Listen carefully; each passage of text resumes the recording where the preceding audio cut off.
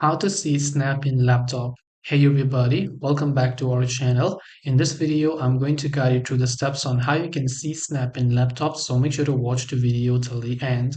In order to basically see Snap in laptop, it is actually quite very simple to do so. All you have to do is actually open up your browser. Now, the problem here is very simple because you have Snapchat web, which is web.snapchat.com. While you can use and send snaps, you can't watch or view snaps because when you try to view, you can see it says new snap on mobile and it doesn't let you view the snaps. So if you want to view snaps on your computer, what you need to do is download BlueStacks from bluestacks.com, which will help you run Android applications on your PC. So once you download BlueStacks on your computer, all you have to do is simply open up BlueStacks.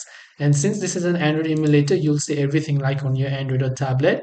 Open up Google Play here. In the search bar, search for Snapchat and just check if the Snapchat app has an update. And after that, open up the Snapchat application here. Now, once you open the Snapchat app, on this app, you'll have full access just like on mobile because this is the mobile APK version. So just go ahead and click the login option and you'll be able to view all those snaps.